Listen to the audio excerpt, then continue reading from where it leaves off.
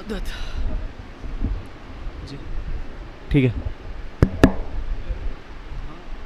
ہلکی نہیں رہنے دو مسئلہ, اس کا ایسے ہی بھگائیں گے.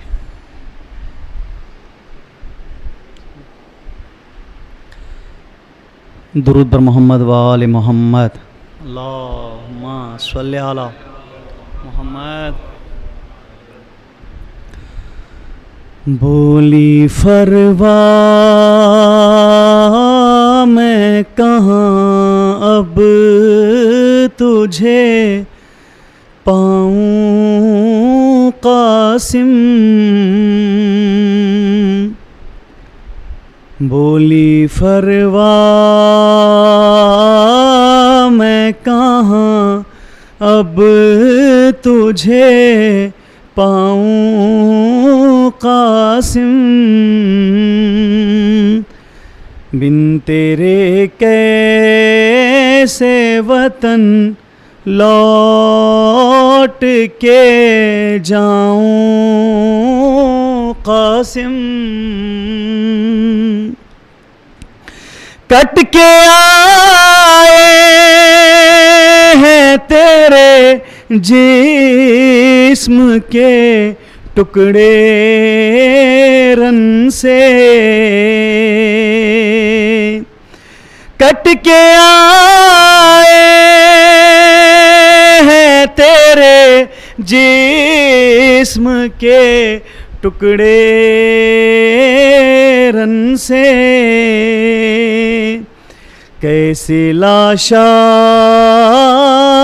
تیرا سینے سے لگاؤں قاسم. بولی فروا میں کہاں اب تجھے پاؤں قاسم. کیسے اجڑی ہوئی میں تیری جوانی دیکھوں. کیسے اجڑی ہوئی میں تیری جوانی دیکھوں.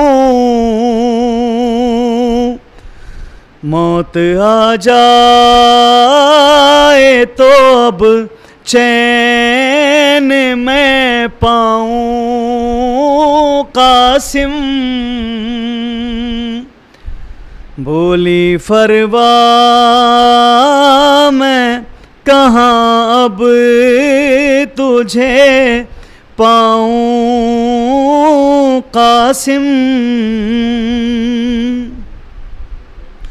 ارے تجھ سے پہلے ہی میں مر جاتی تو اچھا ہوتا.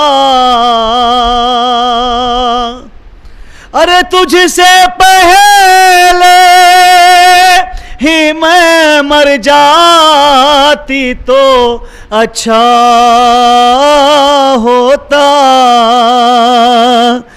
زندگی بن تیرے اب کیسے بتاؤں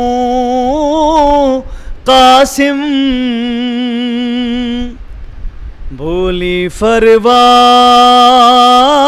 میں کہاں اب تجھے پاؤں قاسم. پھر رہا ہے میری نظروں میں سراپا تیرا.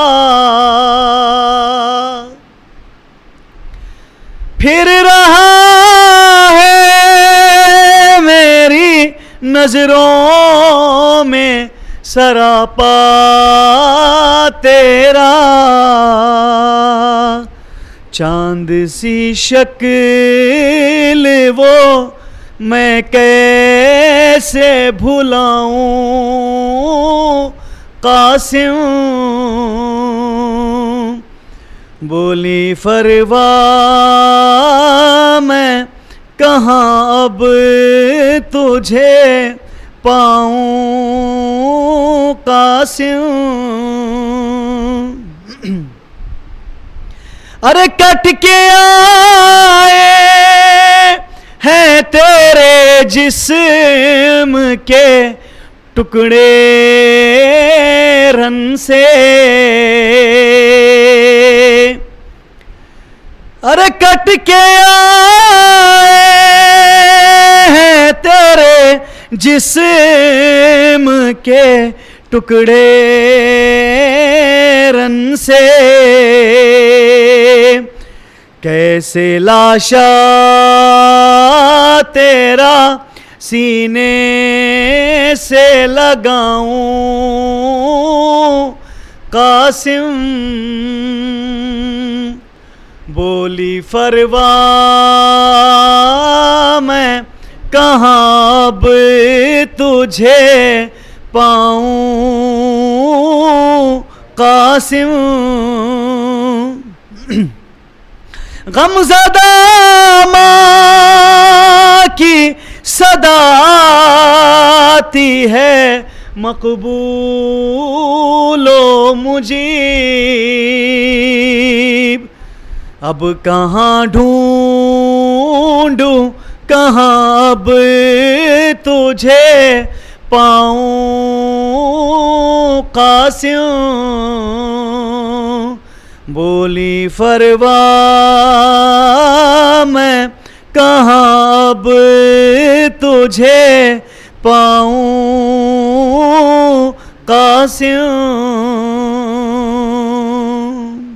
بر محمد و آل محمد۔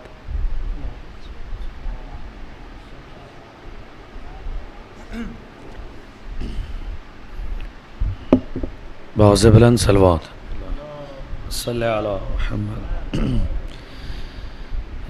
قاسم کی لاش پر تھا زینب کا یہی نوحہ، تیرے بغیر قاسم، تیرے بغیر قاسم کیسے جیے گی فروا، قاسم کی لاش پر تھا زینب کا یہی نوحہ،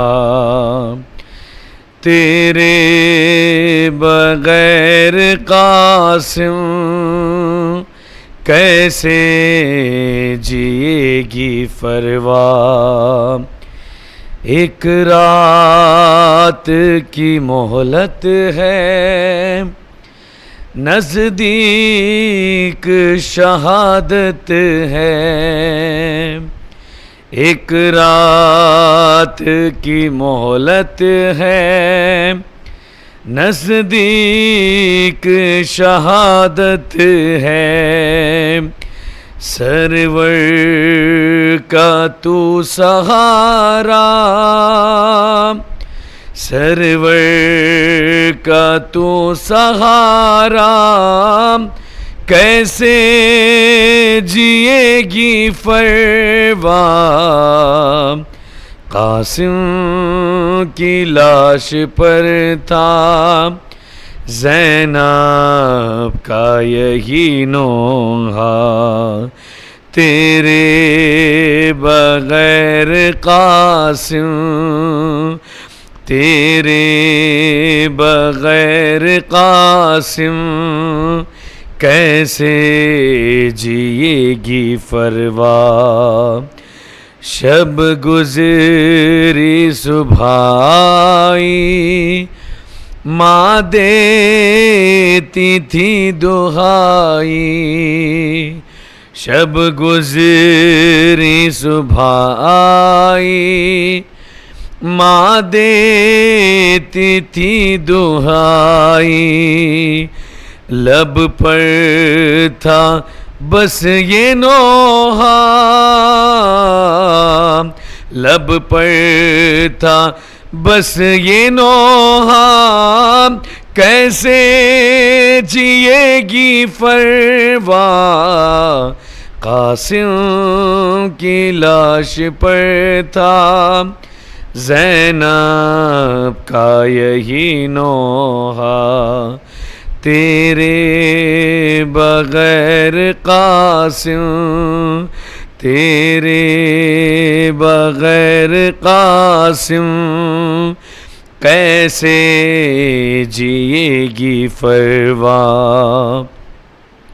تیرا برس کے سن میں اس کربلا کے بن میں، تیرا برس کے سن میں اس کربلا کے بن میں، تیرا برس کے سن میں اس کربلا کے رن میں، تو خون میں نہایا، کیسے جیے گی فروا، قاسم کی لاش پر تھا زینب کا یہی نوحہ، تیرے بغیر قاسم،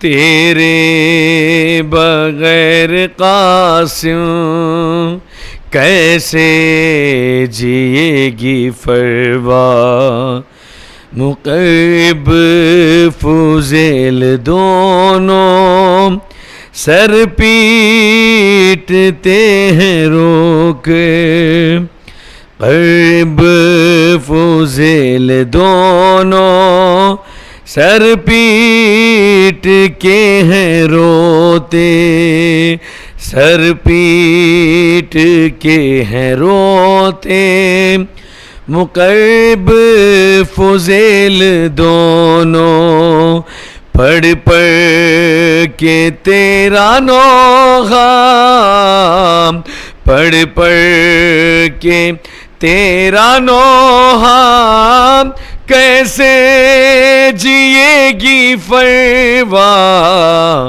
قاسم کی لاش پر تھا زینب کا یہی نوحہ، تیرے بغیر قاسم، تیرے بغیر قاسم، کیسے جیے گی فروا، حوض بلند صلوات، اللہم صلی علی محمد و آل محمد۔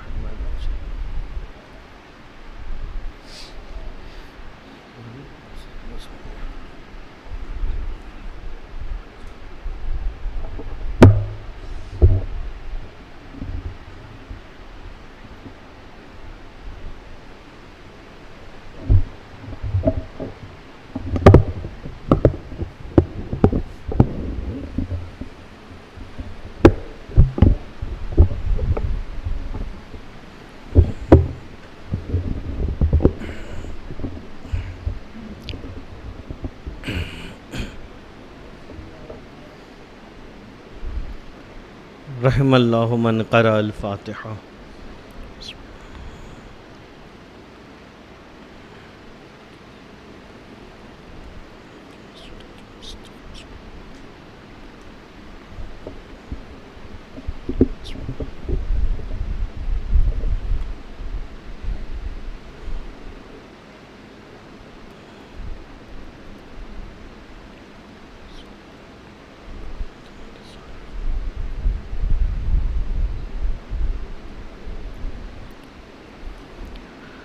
لا حول ولا قوة الا باللہ العلی العظیم۔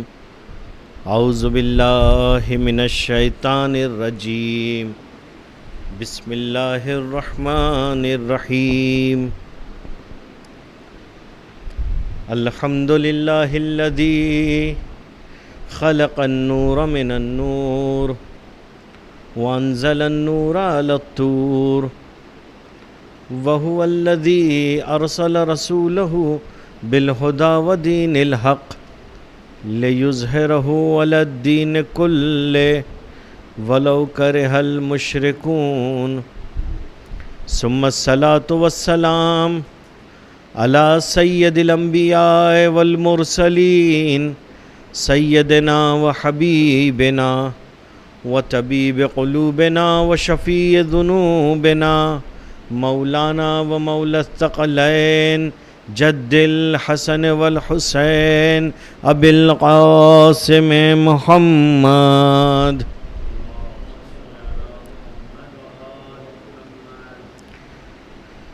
أما بعد فقد قال رسول الله صلى الله عليه وآله وسلم إن للحسين في بواطن المؤمنين معرفة مکتومہ. درود بھیجے محمد و آل محمد کی ذات پہ.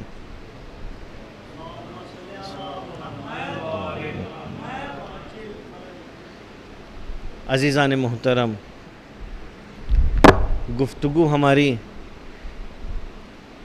کربلا کے شعار کے حوالے سے ہو رہی ہے، اور جو شعار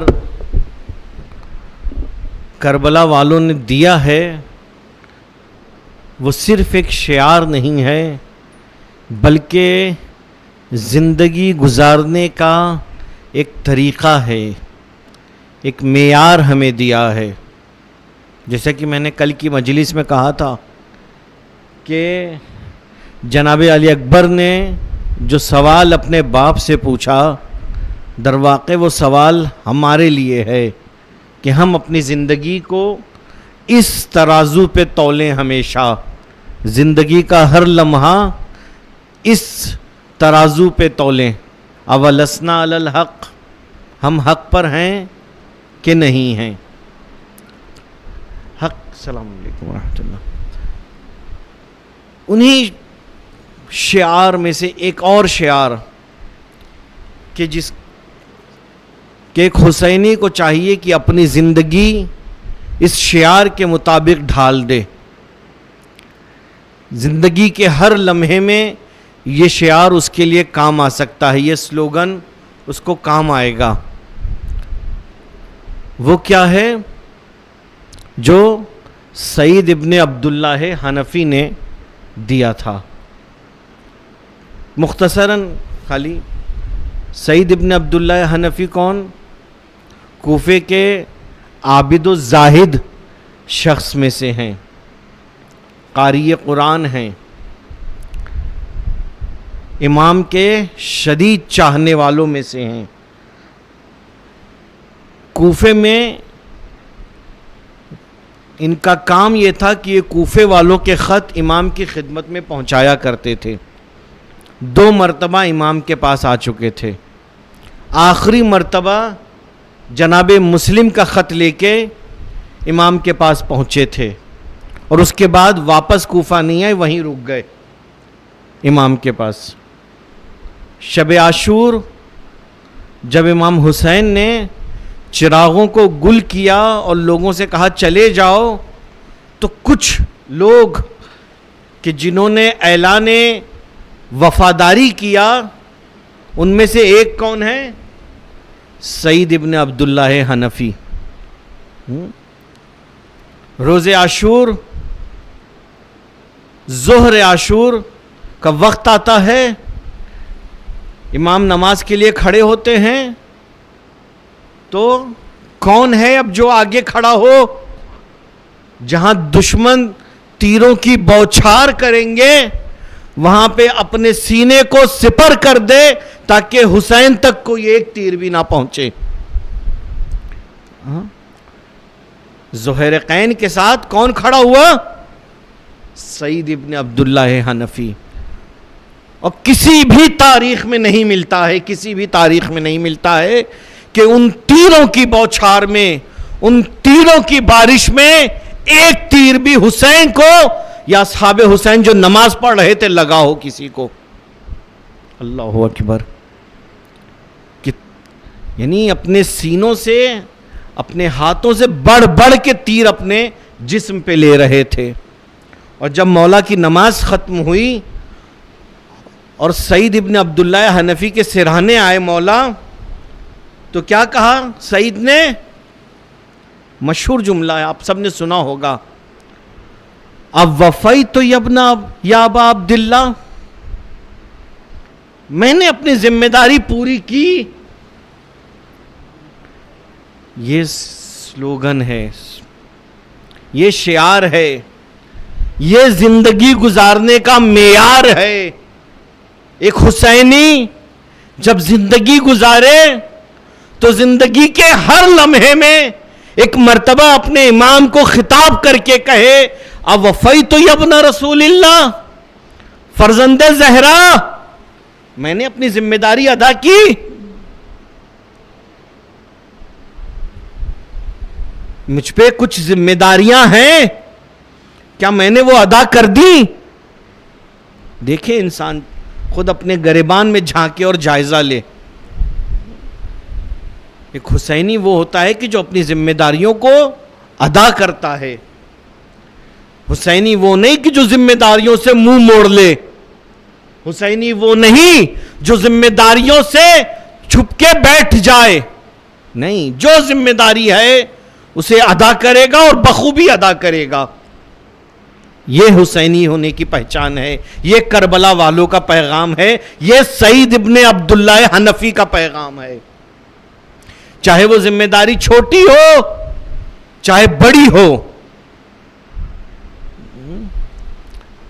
کوئی بھی ہو, اگر ذمہ داری ہے اس کے کاندھوں پہ تو وہ ادا کرے گا. وہ یہ نہیں دیکھے گا یہ چھوٹی ہے, یہ میں نہیں کر سکتا, مجھے تو بڑی بڑی ذمہ داریاں چاہیے. نہیں. اس کی مثال دوں, السلام علیکم ورحمۃ اللہ, اس کی مثال دوں, اگر پزلز ہیں, بچے پزلز صحیح کرتے ہیں کہ نہیں؟ پزل میں اگر آپ دیکھیں تو کچھ حصہ پزل کا وہ ہوتا ہے کہ جہاں پہ مین وہ ڈرائنگ, وہ پینٹنگ ہے کہ جس کو بنانا ہوتا ہے, کچھ حصہ. اور کچھ حصے پزلز کے ایسے ہوتے ہیں جو صرف بیک گراؤنڈ ہوتا ہے, صرف آسمان ہے, اس کا کوئی اس تصویر سے لینا دینا نہیں ہے, زمین ہے ہری صرف. بچے کا دھیان زیادہ تر ہوتا ہے کہ ان تصویر کو پہلے بنا لے. اب اگر کوئی بچہ اس تصویر کو بنا لے, وہ پزلز جو بیک گراؤنڈ کے ہیں اس کو نہ بنائے, تو آپ کہیں گے کہ یہ پزل مکمل ہو گیا ہے؟ نہیں نا. حسینی بھی ایسے ہی ہے. سماج میں جو ذمہ داری اس کے کاندھوں پہ ہے, وہ چاہے جتنی چھوٹی ہو, لیکن ایک سماج کو بہتر بنانے کے لیے اس کا ہونا ضروری ہے. جس طرح سے ایک پزل کو مکمل ہونے کے لیے اس کا ہونا ضروری ہے. اگر آپ بڑی ذمہ داریوں کو سب ادا کر دو تو چھوٹی چھوٹی ذمہ داریاں کون طے کرے گا؟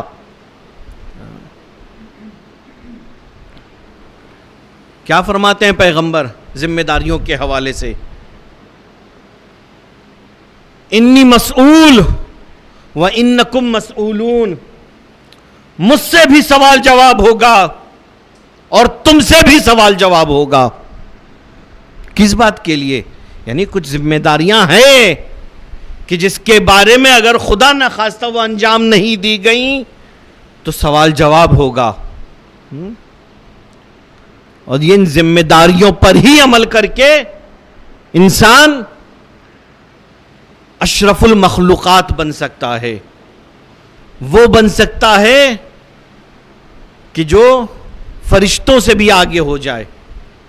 یہ میں نہیں کہہ رہا ہوں, آپ ملا صدرہ شیرازی کی عبارت ہے. ملا صدرہ شیرازی فرماتے ہیں کہ ایک انسان جب پیدا ہوتا ہے, ایک بچہ جب پیدا ہوتا ہے تو وہ انسان ہے, لیکن دھیرے دھیرے یہ بچہ اپنے انتخاب, اپنی تربیت, اپنے والدین, اپنے ماحول, اپنے دوست, اپنے فیصلوں سے 4 حالتوں میں تبدیل ہو سکتا ہے. یہی بچہ پیدا ہوا ہے تو کیا ہے؟ انسان ہے. لیکن اپنی ذمہ داریوں کے حوالے سے جب آئے گا تو 4 حالتوں میں تبدیل ہو جائے گا. پہلی حالت کیا؟ یہ انسان سے انسان کامل بن سکتا ہے رتبے میں. پہلی حالت کیا ہے؟ عام انسان ہے، اگر ذمہ داریوں کو بخوبی انجام دے تو یہ انسان سے انسان کامل بن جائے گا. مثال سلمان، ابو ذر، نام تو سنا، یہ بھی سنا ہوگا آپ نے پیغمبر نے کیا کہا سلمان کے لیے؟ منا اہل البیت. کیا صرف سلمان کے لیے ہے یہ مخصوص؟ ابو ذر کے لیے ہے؟ تاریخ میں ایسی بہت مثالیں ہیں. ایک حدیث سناتا ہوں آپ کو. امام صادق کیا فرماتے ہیں؟ آپ فرماتے ہیں یبن یزید، عمر ابن یزید اپنے صحابی کو مخاطب کر کے کہتے ہیں یبن یزید انت واللہ منا اہل البیت، قسم خدا کی تم ہم اہل بیت میں سے ہو.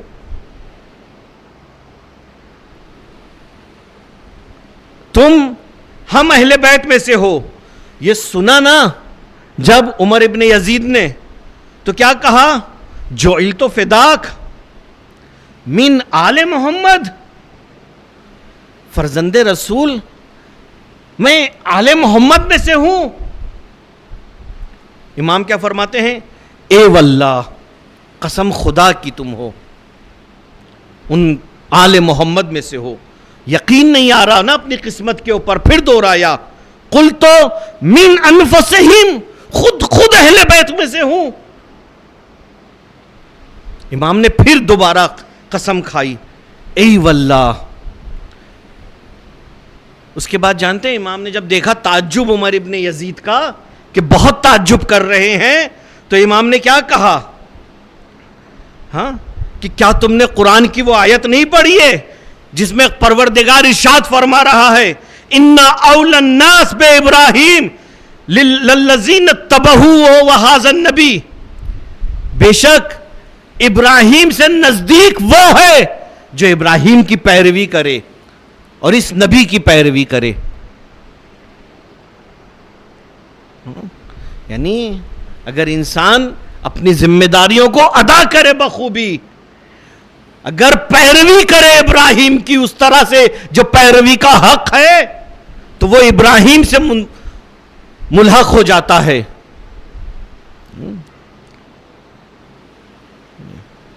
یہ صرف ایسا نہیں کہ ایران میں ایک ادارہ ہے دارالحدیث نام سے، جہاں پہ حدیث کی کتابوں کے اوپر، حدیث کے اوپر ریسرچ ہوتی ہے. وہاں سے ایک کتابچہ ٹائپ کا چھپا تھا جس کا عنوان یہ تھا کہ شارٹ بایوگرافی ان لوگوں کی کہ جن کو اہل بیت نے منا اہل البیت کہا ہے.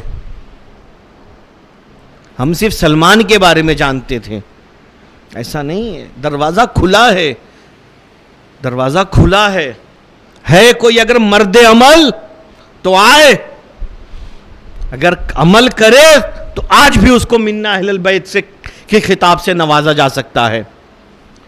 میں نے دیکھا اس میں 7 سے 8 پیج ہے، تقریباً 10 سے 11 ایسے افراد ہیں کہ جن کو امام نے کیا کہا ہے؟ منا اہل البیت.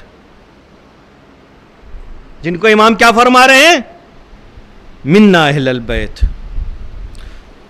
تو پہلا ملا صدا شیرازی کے مطابق اگر انسان اپنی ذمہ داریوں کو بخوبی نبھائے تو انسان سے انسان کامل بن جاتا ہے. دوسرا رتبہ فرشتے.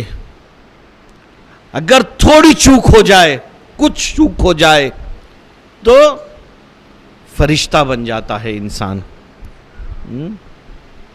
فرشتہ بنتا ہے. یہ دوسرے نمبر پہ ہیں انسان. اس کا مطلب ہے کہ انسان کامل کا رتبہ فرشتوں سے اوپر ہے، اور یہ حدیث سے ثابت ہے یہ بات.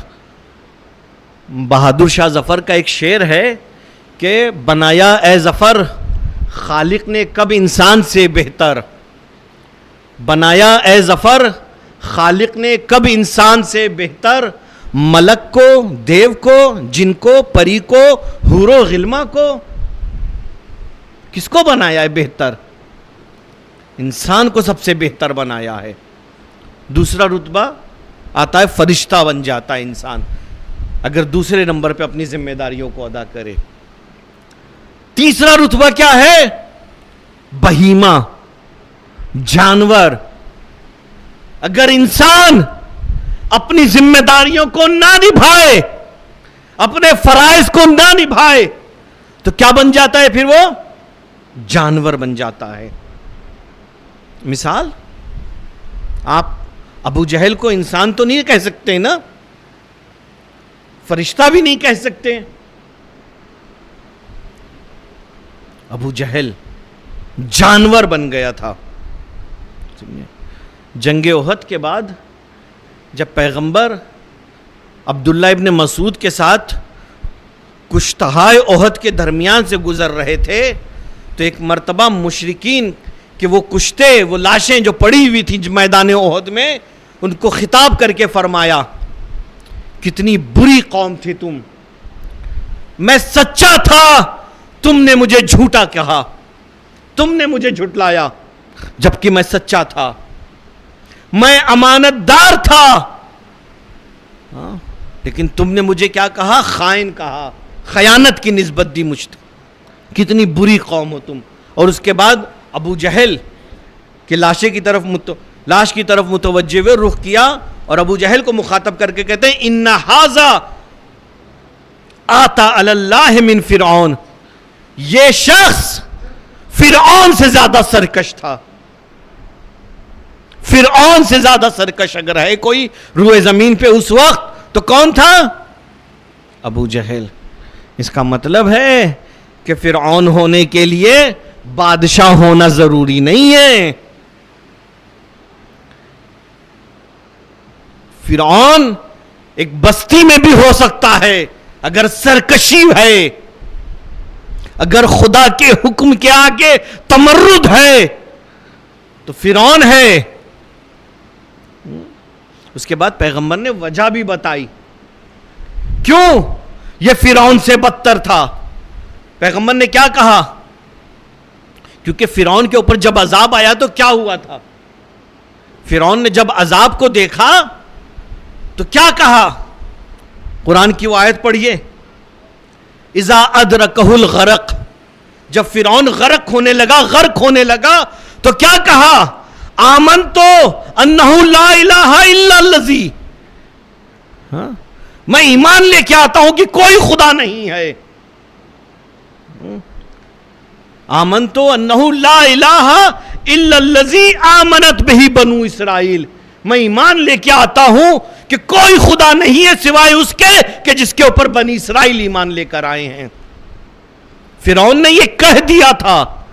ابو جہل جب مر رہا تھا تب تک پکار رہا تھا لات و عزیٰ کو، تب تک پیغمبر کو ناسزا کہہ رہا تھا۔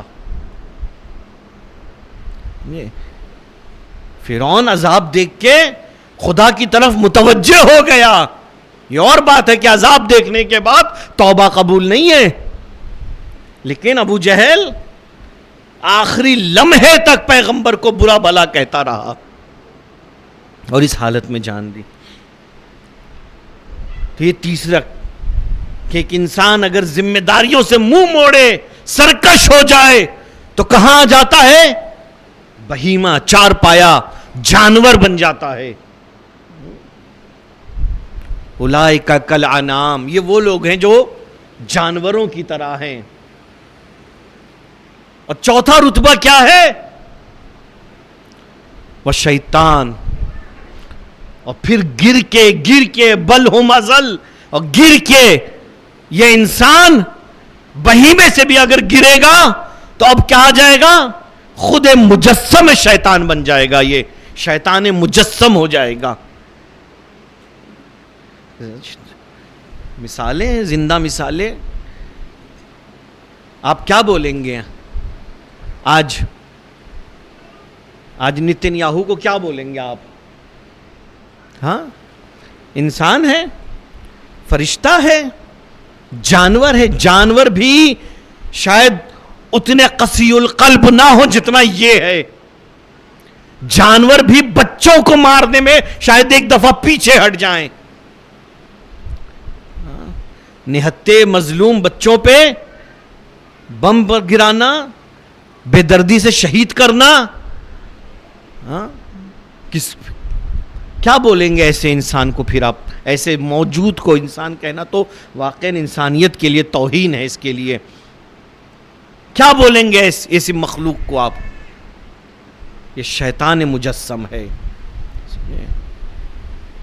امام خمینی نے ایسی نہیں کہا تھا کہ امریکہ شیطان مجسم است. یہ شیطان ہے، مجسم شیطان ہے. ظلم، بربریت ایسی کہ خود شیطان پیچھے ہٹ جائے. خود شیطان پیچھے ہٹ جائے. اگر ذمہ داریوں کو ادا کرے تو انسان کامل کے رتبے کو پا سکتا ہے، فرشتوں کی کیٹیگری میں آ سکتا ہے. لیکن اگر ذمہ داریوں سے منہ موڑے تو جانور اور شیطان تک پہنچ جائے گا. ذان محترم، ذمہ داریوں، اور جب ذمہ داریوں کی بات ہوتی ہے نا تو ہمارے ذہن میں ایک تصور آتا ہے کہ کوئی عہدہ ملنا ہے، کوئی پوسٹ ہونی ہے، تب ہم اپنی ذمہ داری ادا کریں گے. ہم سے تو کچھ کہا ہی نہیں، ہمیں تو کچھ عہدہ دیا ہی نہیں ہے، ہمیں دیتے تو دیکھتے کتنے اچھے طریقے سے کرتا. کہتے ہیں نا ہم.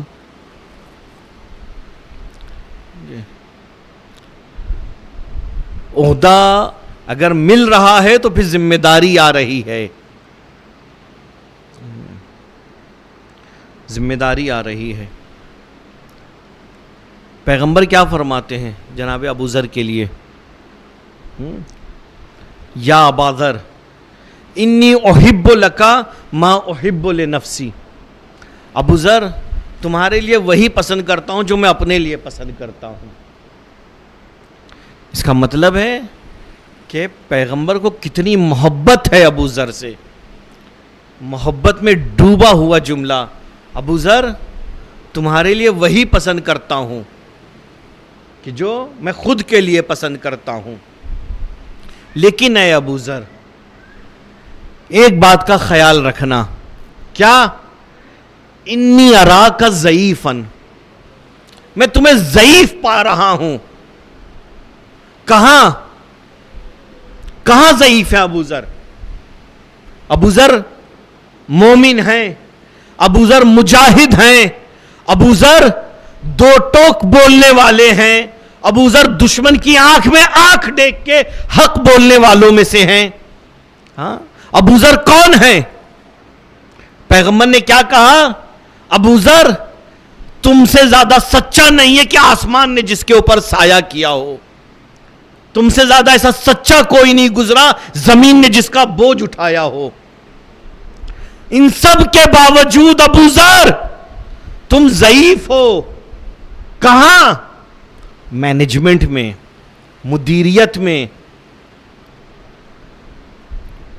پیغمبر منع کر رہے ہیں ابو ذر کو.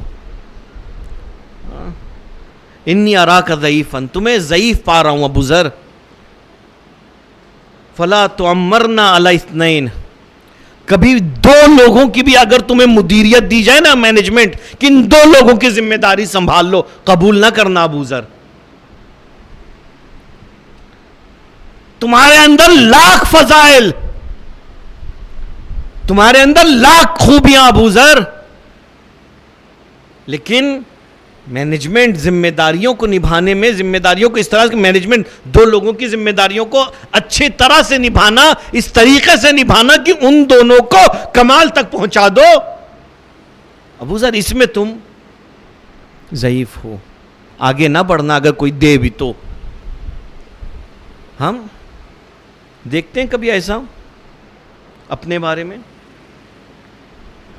ہمیں عہدہ ملا، کبھی اس طرح سے سوچا کہ ہے میرے اندر وہ صلاحیت ہے، میں لے جا سکتا ہوں، آگے بڑھا سکتا ہوں. کہیں ایسا تو نہیں فائدے سے زیادہ نقصان پہنچا دوں,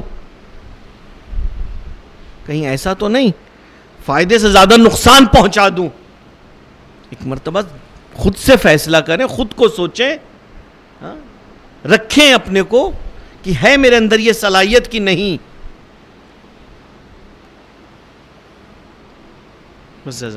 جب بھی کوئی ذمہ داری ملے, کوئی عہدہ ہو, تو ایک مرتبہ خود سے یہ سوال ضرور کریں کہ ہے, اگر ہے واقعاً ہے, اگر خدا نے آپ کو صلاحیت دی ہے, آپ اپنے کو محسوس کرتے ہیں, تو اگر نہیں بھی کوئی دے رہا ہے تو آگے بڑھ کے بولیے کہ میں ہوں اس لائق. جناب یوسف کی سیرت یہی تو تھی نا, خود آگے بڑھ کے بولا تھا کہ مجھے خزائن ارض کا مالک بنا دو.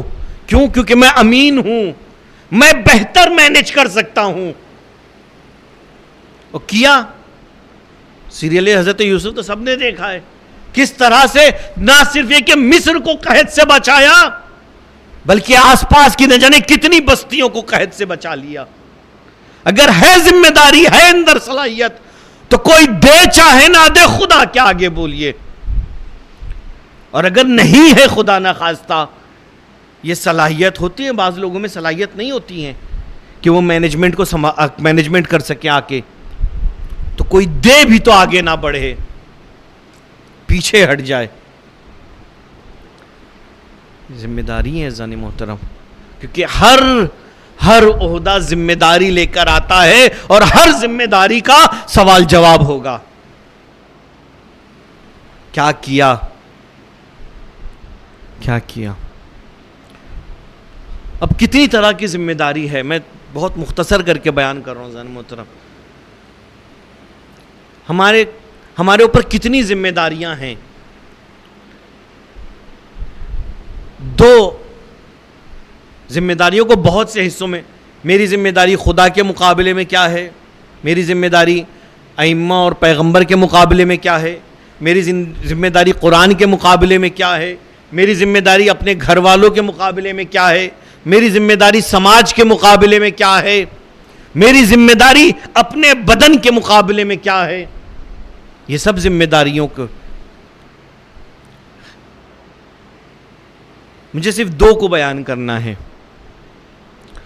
خدا کے مقابلے میں کیا ذمہ داری ہے انسان کی. ذمہ داری خدا کے مقابلے میں, اس کا کیا مطلب ہے؟ یعنی انسان خدا کی معرفت حاصل کرے, خدا کو پہچانے, خدا کی معرفت حاصل کرے, اپنے تمام کاموں کو خدا کی مرضی کے لیے انجام دے, خدا کی خوشنودی کے لیے انجام دے. اگر یہ ہے تو ہم گویا اپنی ذمہ داری کو ادا کر رہے ہیں. اگر یہ نہیں ہے تو پھر کوئی اس کو کچھ بھی نام دے دے, یہ ذمہ داری ادا نہیں ہو رہی ہے. اگر خدا نہیں ہے اس میں, اگر آپ نماز پڑھتے ہیں, روزہ رکھتے ہیں, اگر قربتاً اللہ نہیں ہے وہ, پھر جس کے لیے ہے, پھر خدا بھی کہہ دے گا انہی لوگ سے لے لو, یہی ہے محشر میں ٹہل رہے ہوں گے. ہاں, سجاد بھائی کا جملہ پکڑ لو تم, ایسا ہی ہوگا. جس کے لیے کیے تو یہی محشر میں ہے, گھوم ٹہل رہے ہوں گے, لے لو, ڈھونڈ لو ان کو. خدا کے لیے کریں اذان محترم.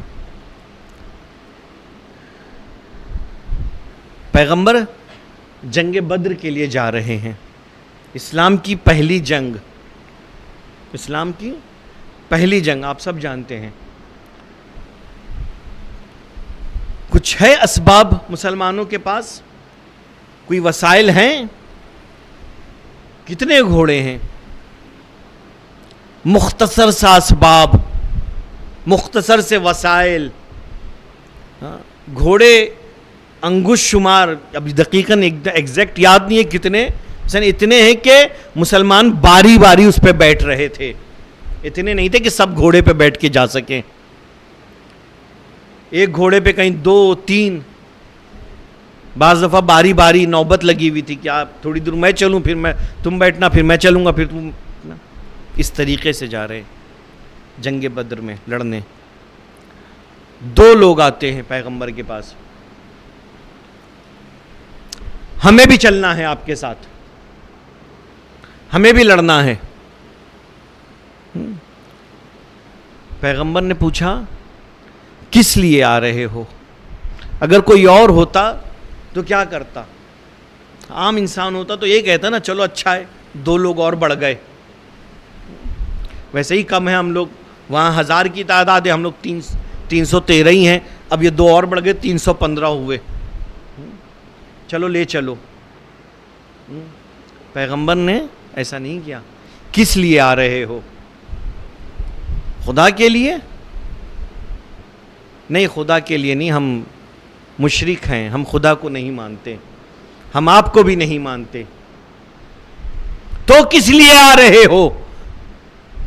ہم آ رہے ہیں اس لیے کہ مشرکین مکہ آپ کے سامنے ہیں، مکے کے پیسے والے لوگ آپ کے سامنے ہیں، آ رہے ہیں۔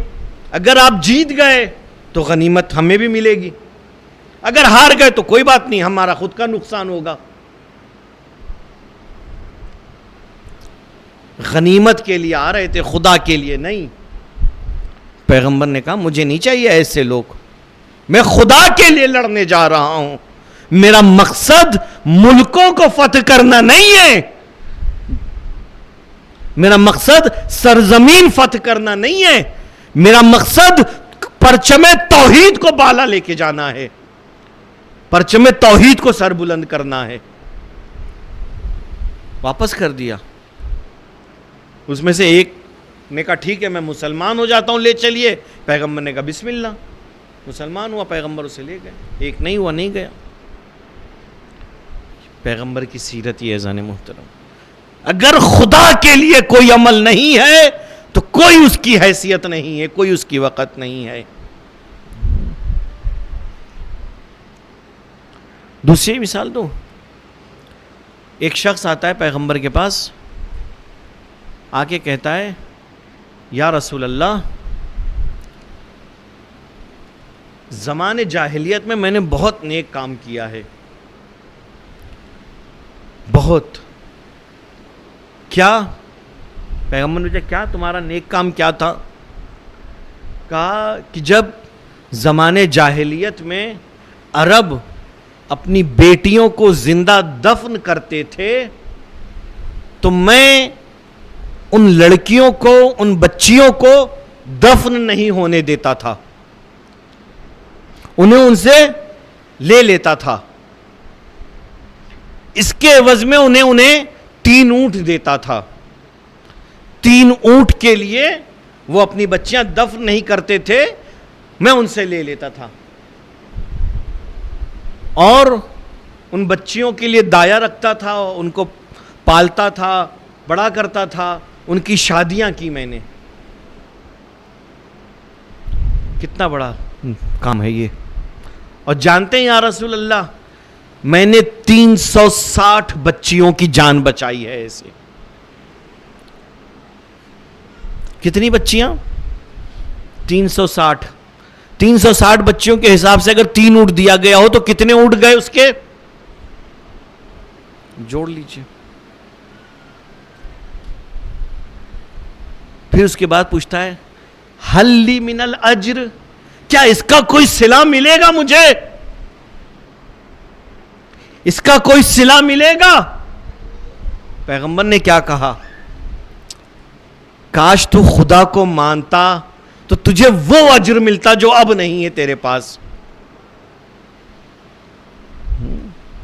یعنی اگر انسان خدا کو مان کے اس عمل کو کرتا تو اس کو وہ اجر ملتا جو قابل تصور بھی نہیں ہے، لیکن اب وہ اجر نہیں ہے تیرے پاس، چونکہ تو اس وقت خدا کو نہیں مانتا تھا، تو قیامت کو نہیں مانتا تھا۔ ہو سکتا ہے دیا ہو اس کو پروردگار نے، اج پروردگار کسی کے اجر کو ضائع نہیں کرتا ہے، وہ عادل ہے۔ یہیں سے وہ سوال کا بھی جواب مل جاتا ہے جو اکثر پوچھتے ہیں لوگ جوان، کہ مان لیجئے وہ لوگ ایڈیسن، وہ لوگ کہ جنہوں نے انسانیت کی خدمت کی ہے، جنہوں نے دوائیاں بنائیں، جنہوں نے مثلا یہ سائنسی ایجادات کیے، ان کا کیا ہوگا؟ وہ خدا کو تو نہیں مانتے ہیں، خدا کو نہیں مانتے ہیں، آخرت میں ان کا کوئی اجر نہیں ہے۔ لیکن ہو سکتا ہے پروردگار نے یہی دیا ہوگا انہیں، چونکہ وہ عادل ہے. لیکن اگر یہ مان کے کر رہے ہوتے تو وہاں بھی پروردگار انہیں نوازتا، آخرت میں بھی انہیں نوازتا. یہ ہے ذمہ داری.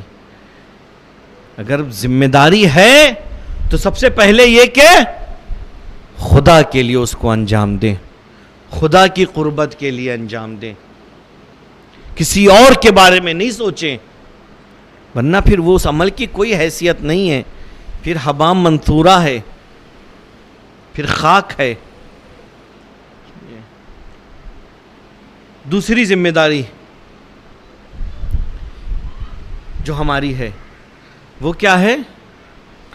پیغمبر اور ائمہ علیہم السلام کے مقابلے میں کیا ہے؟ وہ ان سے محبت رکھیں، ان کی نصرت کریں ہر لمحہ. یہ ہے ہماری ذمہ داری، یہ عزاداری، یہ فرش عزا. مقصد کیا ہے؟ یہی نا کہ ہم اپنے امام کے ناصر بن سکیں. اگر اس فرش عزا سے ہم اپنی ذمہ داریوں کو نہ سمجھ سکیں، اپنے امام کی نصرت کے لیے تیار نہ ہو سکیں، تو پھر کیا فائدہ؟ قرآن کیا کہہ رہا ہے؟ قُلْ لَا أَسْأَلُكُمْ عَلَيْهِ أَجْرًا إِلَّا الْمَوَدَّةَ فِي الْقُرْبَى. اجر نہیں، اجر کے میں کیا ہے؟ مودت، اہل بیت کی محبت. یہ ہم سے مانگا گیا ہے، ہم سے چاہا گیا ہے، اسے ہمیں دینا ہے. ان کی نصرت کا جواب دینا ہے ہمیں، ورنہ ہم سے پوچھا جائے گا کہ جو اتنی عظیم نعمت میں نے تمہیں دی تھی، یہ جو اتنا قیمتی گوہر میں نے تم کو دیا تھا ولایت کا، اس کے لیے کیا کیا؟ کتنی قربانی دی اس کے لیے، کتنی نصرت کی اس کے لیے.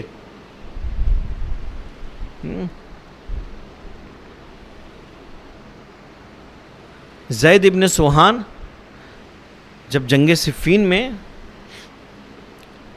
گرتے ہیں زخمی ہو کر، اور مولا امیر المومنین آتے ہیں زید ابن سوہان کے کنارے، تو جانتے ہیں زید نے کیا کہا تھا مولا سے؟ اب وفائی تو ابن ابی طالب، مولا میں نے اپنی ذمہ داری کو ادا کر دیا. پوچھیں، کچھ بھی کام کریں اہل بیت کے لیے تو ایک دفعہ یہ سوال خود سے ضرور کریں، اوفیت تو میں نے ذمہ داری ادا کی؟ اور جب تک جواب نہ آئے پھر کرو، پھر پوچھیں اوفیت تو. پھر اس کے بعد زید ابن سوہان کہتے ہیں مولا اس خون کو جو چہرے پہ ہے میرے صاف نہ کیجئے گا، قیامت کے دن میں خدا کی بارگاہ میں حاضر ہوں گا اور میں اس کو کہوں گا کہ میں نے تیری حجت کی نصرت کی، اور اس کی دلیل یہ ہے میرے چہرے کا خون، اس کی دلیل یہ ہے میرے چہرے پہ لگا خون. ان لوگوں نے اپنی ذمہ داریوں کو ادا کیا ہے. میثم تمار نے سولی پہ چڑھ کے، حجر ابن عدی نے اپنی ہی آنکھوں کے سامنے اپنی قبر کھدوا کے، رشید ہجری نے اپنے ہاتھ اور پاؤں کٹوا کے، لوگوں نے اپنی ذمہ داریوں کو ادا کیا. اذان محترم، زندگی کے جب تک پروردگار نے طاقت دی ہے اس آخری لمحے تک ہماری ذمہ داری ہے کہ اہل بیت کا دفاع کریں، ان کی نصرت کریں. یہ ہماری ذمہ داری ہے، اور اگر ایک لمحے کے لیے بھی غفلت ہوئی تو ہم سے سوال کیا جائے گا، ہم سے سوال کیا جائے گا. روایت میں ہے کہ ایک مرتبہ امام علی علیہ السلام بہت دنوں کے بعد اپنے کسی چاہنے والے سے ملتے ہیں، بعد عہد طویل، بہت عرصے کے بعد ملے امام. وَكَانَ يَتَجَلَّدُ فِي مَشْيِهِ، وہ چل کیسے رہا تھا؟ سینے کو آگے کیے، ایک دم اکڑ کے، یتجلد فی مشیہ، سینہ آگے کی ایک دم اس طریقے سے. تو امام نے پوچھا کبر سنک یا رجل، عمر ہو گئی تیری، عمر ہو گئی تیری، ایک عمر ہو گئی. تو اس نے کیا کہا؟ فی طاعتک یا امیر المومنین، آپ کی اطاعت میں بوڑھا ہوا ہوں امیر المومنین. کہاں بوڑھا ہوا ہوں؟ اس جوانی کو کہاں صرف کیا ہے؟ فی طاعتک یا امیر المومنین، آپ کی اطاعت میں. پھر امام پوچھتے ہیں کہ یہ چل کیسے رہے ہو؟ یہ چلنے کا طریقہ، بوڑھے ہو چکے ہو تو جھک کے، کاندھوں کو جھکا کے چلنا چاہیے، تم تو ایک دم اکڑ کے سینہ آگے کیے چل رہے ہو. تو کیا کہا؟ انکا لتجلدو، تو کیا کہا؟ الا اعدائک یا امیر المومنین، آپ کے دشمنوں کے لیے ایسے چل رہا ہوں. وہ یہ نہ سمجھے علی کا چاہنے والا بوڑھا ہو گیا تو اب علی کی نصرت نہیں کر سکتا. ابھی بھی دم ہے، ابھی بھی قوت ہے، اگر بات آئے گی تو سینہ حاضر ہے. پھر امام نے پوچھا اجد فی کا بقیہ، کچھ باقی عمر دیکھ رہا ہوں تمہاری. تو کیا کہا؟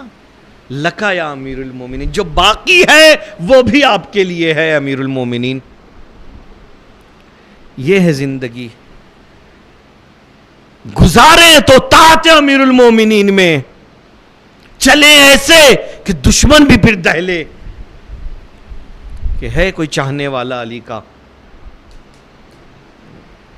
ایسے ہی نہیں عمرو ابن حمق خزائی نے کہا تھا، ایسے ہی نہیں علی عمرو کے لیے کہتے ہیں کاش تم جیسے 100 ہوتے عمرو. تمنا کر رہے ہیں علی ایسے چاہنے والوں کی، تمنا کر رہے ہیں علی ایسے چاہنے والوں کی. ذمہ داری، کتنا احساس ہے عمرو کو اپنی ذمہ داری کا. پتہ ہے جب جنگ صفین کے دوران عمرو ابن حمق کہتے ہیں کہ امیر المومنین، میں نے جو آپ کی دعوت پہ لبیک کہا ہے اور آپ کی نصرت کے لیے آمادہ ہوا ہوں، تیار ہوا ہوں، اس لیے نہیں کہ میرے اور آپ کے درمیان کوئی رشتہ داری ہے، اور اس لیے بھی نہیں کہ آپ سے مجھے کوئی فائدہ ہوگا، اور اس لیے بھی نہیں کہ آپ سے کوئی عہدہ اور رتبہ مل جائے گا جنگ کے بعد مجھے. پھر کیوں؟ پانچ فضیلت بتاتے ہیں امیر المومنین کی، اس لیے میں نے آپ کی اطاعت کی ہے. کیا ہے؟ سب سے پہلی، آپ رسول کے چچازاد بھائی ہیں. کیا آپ رسول کے چچازاد بھائی ہیں؟ پہلی فضیلت. دوسری، آپ سب سے پہلے ایمان لانے والوں میں سے ہیں. تیسری، آپ خاتون جنت سیدہ نساء عالمین کے شوہر ہیں. چوتھی، آپ ان کے والد ہیں جن کے ذریعے سے پیغمبر کی نسل چل رہی ہے، پیغمبر کی نسل ہمارے درمیان باقی ہے، آپ ان کے والد ہیں. اور پانچویں، آپ مہاجر ہیں، آپ مجاہد فی سبیل اللہ سب سے پہلے. یہ 5 فضیلت بیان کی کس نے؟ عمرو ابن حمق نے. اس کے بعد جانتے کیا کہتے ہیں؟ فلو انی کلفت نقل الجبال الرواسی ونزح البحور التوامی، اگر قسم خدا کی مجھے کوئی یہ حکم دے کہ اس پہاڑ کو اپنی جگہ سے ہٹا دوں. کیا حکم دے؟ پہاڑ کو ادھر سے ادھر کر دوں، اس ٹھاٹے مارتے سمندر کو خشک کر دوں، اور اس کام کو کرتے کرتے میری زندگی کا آخری دن آ جائے، اور یہ کام میں آپ کے چاہنے والے کی محبت میں اور آپ کے دشمن کو کمزور کرنے کے لیے کر رہا ہوں، تو کیا ہو؟ تو پھر کیا کہا؟ ما رأیت انی قد ادیت فیہ کل الذی یحق علی من حقک، میرا یہ گمان نہیں ہے کہ آپ کا وہ حق جو میری گردن پہ ہے وہ میں ادا کر سکا. یعنی اگر پہاڑ بھی ادھر سے ادھر کرنا ہوا، سمندروں کو بھی خشک کرنا ہوا، تو وہ حق جو آپ کا میری گردن پر ہے وہ ادا نہیں ہوا مجھ سے. مرتبہ سوچیں، ہمیں لگتا ہے کہ ہم ایک پروگرام میں کچھ کر لیں تو سوچتے ہیں حق ادا کر دیا، بڑی محنت کر دی ہے آج. امر کہہ رہے ہیں کہ ایسا نہیں ہے، مجھے نہیں لگتا کہ میں نے آپ کا وہ حق ادا کر دیا جو میری گردن پہ ہے. تب امام نے کہا تھا کاش تجھ جیسے 100 ہوتے امر.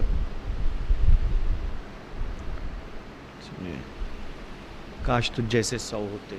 اور سعید ابن عبداللہ حنفی نے کربلا کے میدان میں بھی یہی کہا، میری اپنی ذمہ داریوں پہ عمل کر لیا مولا میں نے، آپ راضی ہیں؟ آپ اگر راضی ہیں تو چین سے مروں.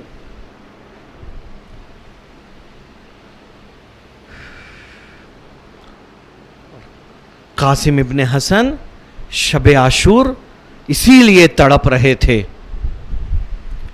جب شب عاشور امام حسین نے محضر شہادت میں سب کے نام بتائے اور قاسم کا نام نہیں لیا تو پوچھنے کا سبب یہی تھا کہ کیا میں اپنی ذمہ داری ادا نہ کروں گا؟ جب عاشور کے دن سب اپنی ذمہ داری ادا کر رہے ہوں گے تو میں اپنی ذمہ داری نہیں ادا کروں گا. پہنچ گئے چچا کے پاس، یا اماں انا فی من یقتل، میں ہوں ان لوگوں میں کہ جس کو شہید کیا جائے گا. بس اذان محترم مصائب کی طرف آ رہا ہوں. مصائب آپ سنتے آئے ہیں. حسین نے کیا پوچھا؟ یبن اخی، میرے لال، تمہارے سوال کا جواب دیتا ہوں لیکن پہلے میرے ایک سوال کا جواب دو. کیف الموت عندک، کیسی ہے موت؟ یا اماں احلی من العسل، شہد سے زیادہ شیرین ہے. قاسم بہت بڑا دعویٰ کیے ہو، شہد سے زیادہ شیرین کہا ہے موت کو. اب حسین نے کہا یا ابن اخی انت ممن یقتل، تم ہو کہ جس کو شہید کیا جائے گا.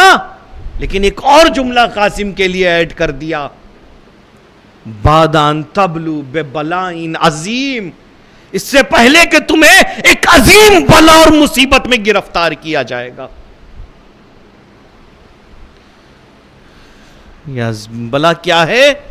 یہ روز عاشور پتہ چلی.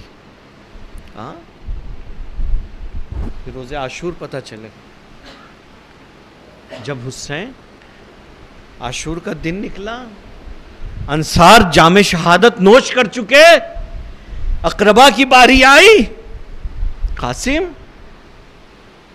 اب چچا اجازت دے دیجئے، چچا اجازت دے دیجئے مرنے کی، چچا اجازت دے دیجئے. حسین ہیں جو ٹال رہے ہیں. آپ نے دن کی مجلس میں سنا نا، حسین نے پالا ہے قاسم کو. 2 یا 3 سال کے تھے قاسم جب امام حسن کا انتقال ہوا ہے. حسین نے پالا ہے بیٹے کی طرح. اکبر سے سخت زیادہ ہے، اکبر سے کم نہیں ہے قاسم کا رخصت ہونا حسین کے لیے.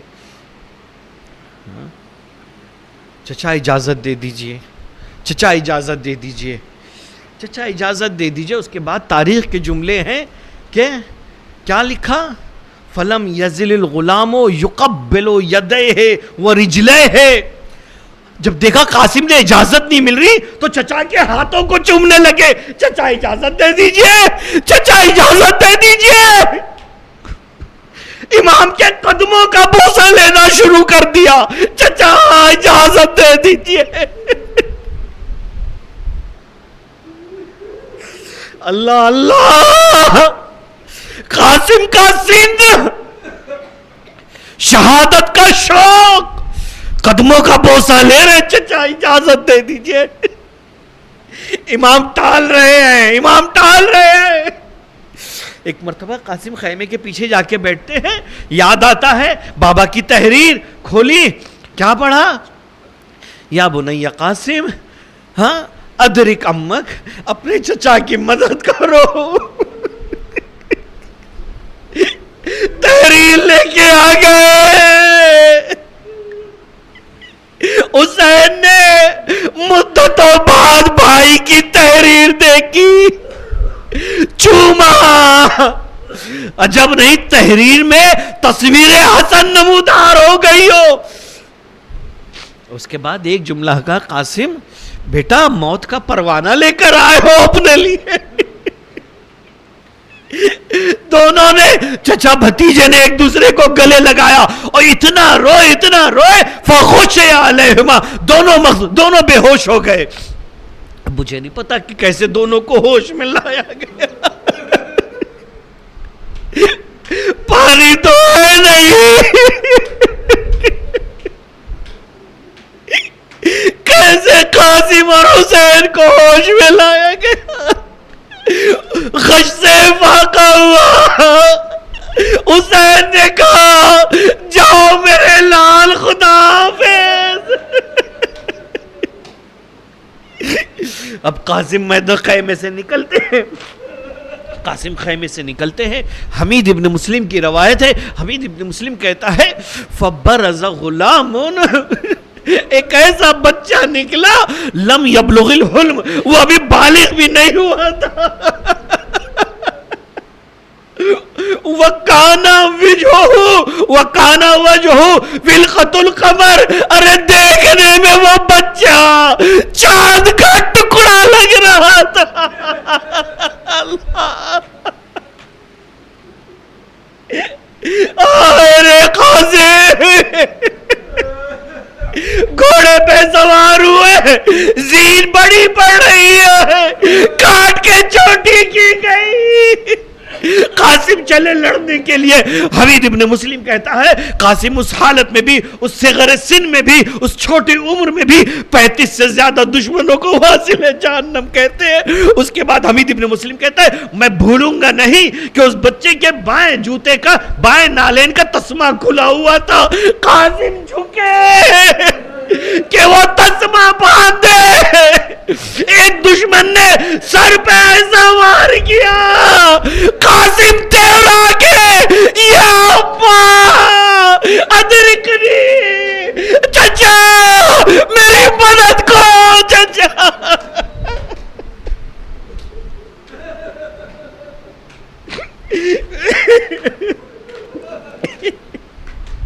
روایت کا جملہ ہے وَانْقَضَّ عَلَيْهِ الْحُسَيْنِ كَالسَّقَرِ, حسین شکاری باز کی طرح دوڑے,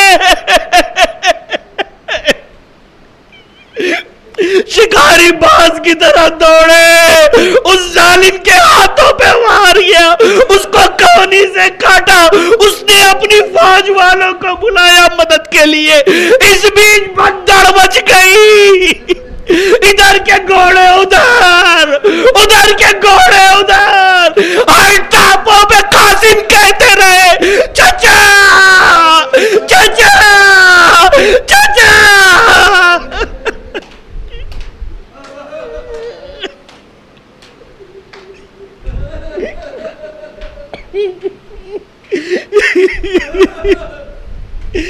جب غبار بیٹھا فنجلت الغبار, جب غبار بیٹھا حسین نے خود کو قاسم کے سرانے پایا. قاسم ایڑیاں رگڑ رہے ہیں.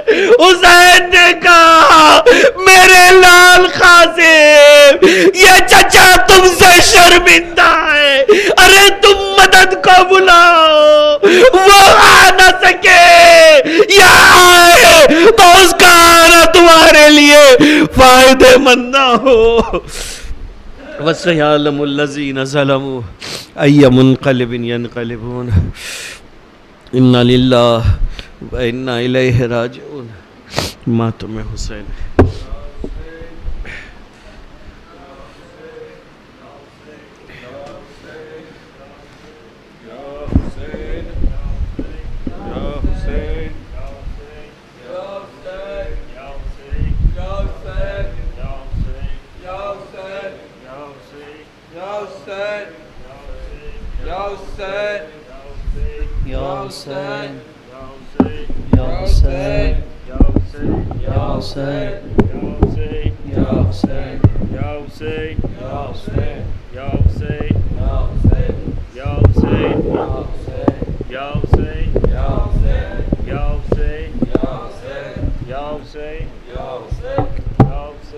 یا حسین یا حسین یا حسین یا حسین. ہے قاسم ہے قاسم, قاسم قاسم کر کے روتی ہے فروا, قاسم قاسم کر کے روتی ہے فروا, قاسم قاسم کر کے روتی ہے فروا. مقتل میں کیا قاسم تیرا حال ہوا ہے, گھوڑوں کی ٹاپوں سے تو پامال ہوا ہے. ہر ٹکڑے پر روتی ہے, ہر ٹکڑے پر روتی ہے, کر کے بین قضا قاسم قاسم کر کے روتی ہے فروا, قاسم قاسم کر کے روتی ہے فروا. خیمے کے در سے یہ ماں نے دیکھا منظر, ہر جانب مقتل میں برپا تھا ایک محشر. ٹکڑا ٹکڑا قاسم کا, ٹکڑا ٹکڑا قاسم کا چنتے تھے مولا, قاسم قاسم کر کے روتی ہے فروا, قاسم قاسم کر کے روتی ہے فروا. خون آلودہ گٹھڑی خیموں میں جب آئی, ٹکڑے چن کر ماں نے ایک تصویر بنائی. اہل حرم میں قاسم کا, اہل حرم میں قاسم کا ماتم تھا برپا, قاسم قاسم کر کے روتی ہے فروا, قاسم قاسم کر کے روتی ہے فروا. مقتل میں کیا قاسم تیرا حال ہوا ہے, گھوڑوں کی ٹاپوں سے تو پامال ہوا ہے. ہر ٹکڑے پر روتی ہے, ہر ٹکڑے پر روتی ہے, کر کے بین قضا قاسم قاسم کر کے روتی ہے فروا, قاسم قاسم کر کے روتی ہے فروا.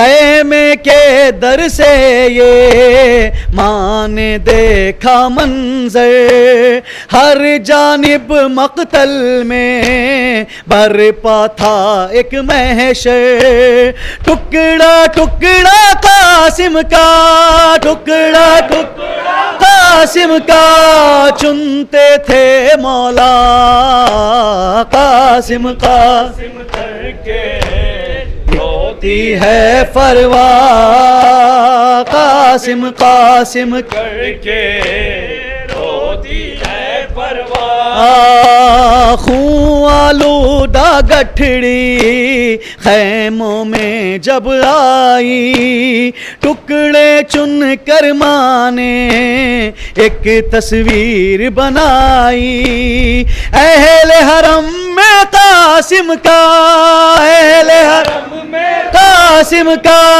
ماتم تھا برپا، قاسم قاسم کر کے روتی ہے پرواہ، قاسم قاسم کر کے روتی ہے پرواہ، تم بھی جواد و شوزب مانگو دعا رو رو کے، کاش کسی کا ایسے گھر آباد نہ اجڑے، اجڑ گیا ہے گھر جیسے، اجڑ گیا گھر جیسے حسن کی بیوہ کا، قاسم قاسم کر کے روتی ہے پرواہ، قاسم قاسم کر کے روتی ہے پرواہ۔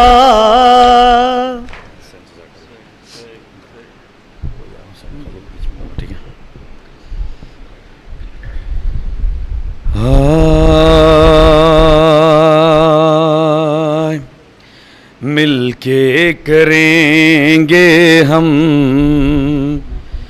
ماتم حسین کا،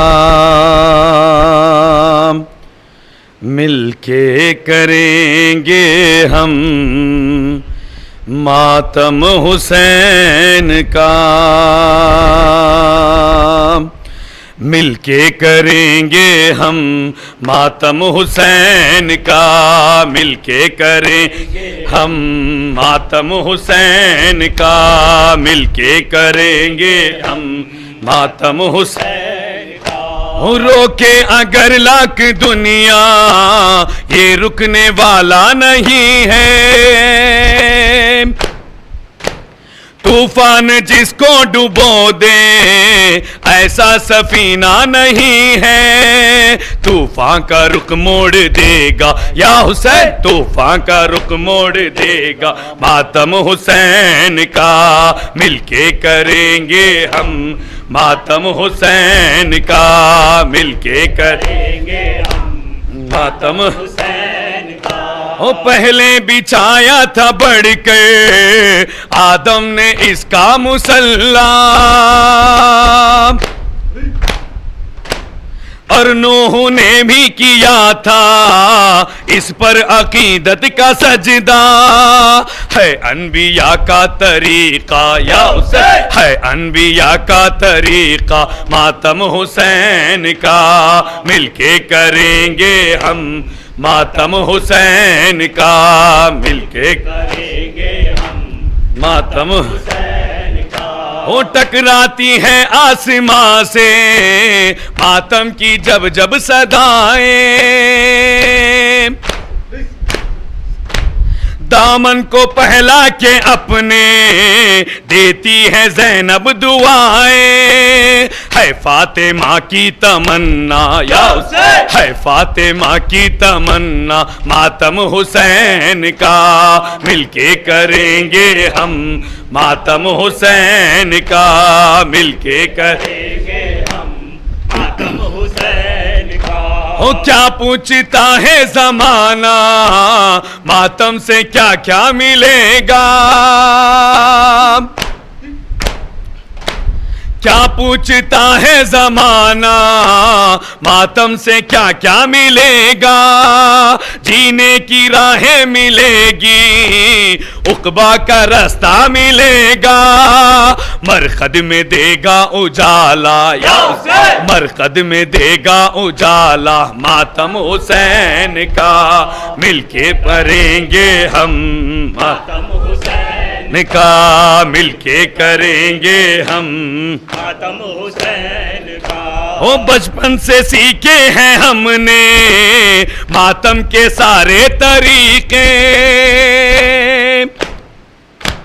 ماؤں سے بھی لوریوں میں ہم کو ملے ہیں سلیقے ہے زندگی کا سہارا یا ہے زندگی کا سہارا ماتم حسین کا مل کے کریں گے ہم ماتم حسین کا مل کے کریں گے ہم ماتم حسین کا پہلے بچھایا تھا بڑھ کے آدم نے اس کا مصلی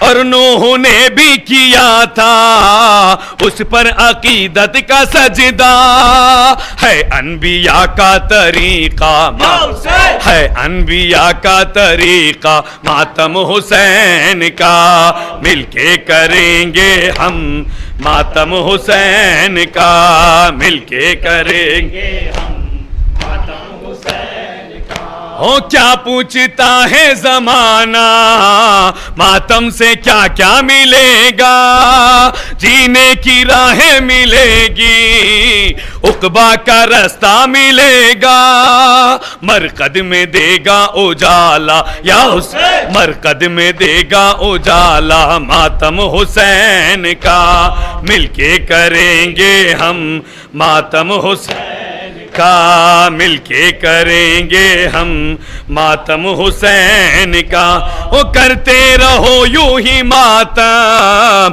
مقبول و زاہد امانت بنتے نبی سے ملے گا پھل اس کا روزے قیامت بابے جینا پر بھی ہوگا بابے جینا پر بھی ہوگا ماتم حسین کا مل کے کریں گے ہم ماتم حسین کا مل کے کریں ہم ماتم حسین کا مل کے کریں گے ہم ماتم حسین کا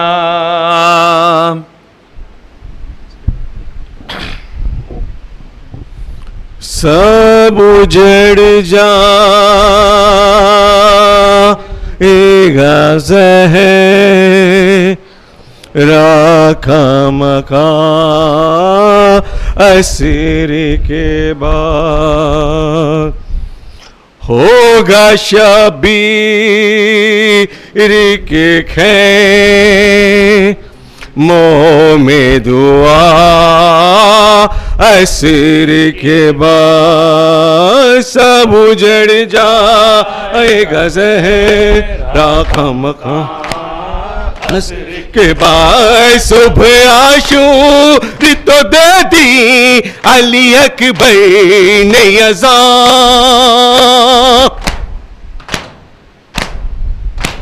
صبح عاشور تو دے دی علی اکبر نے اذان کون دے گا بھلا مغرب کی اذان سر کے پاس سب اجڑ جائے گا زہر راکھا مکان عصر کے بعد سب اجڑ جائے گا زہر راکھا مکان عصر کے اے سکینہ تیرے کانوں سے لہو ٹپکے گا اے سکینہ تیرے کانوں سے لہو ٹپکے گا ہوگے چہروں پہ تماچوں کے نشان سر کے بعد سب اجڑ جائے گا زہر راکھا مکان عصر کے بعد سب اجڑ جائے جائے گا زہر راکھا مکان عصر کے بعد کون معصوم سکینہ پہ ترس کھائے گا؟ کون معصوم سکینہ پہ ترس کھائے گا؟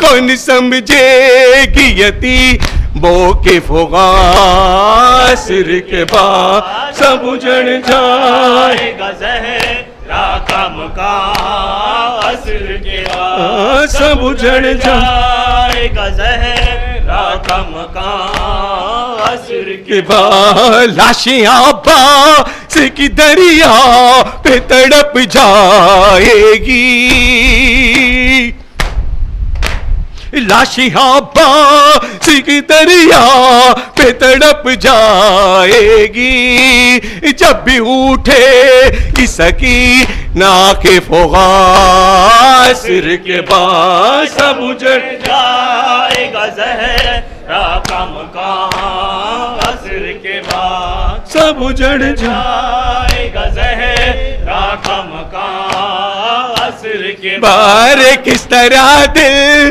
سے سنبھالے کہ علی کی بیٹی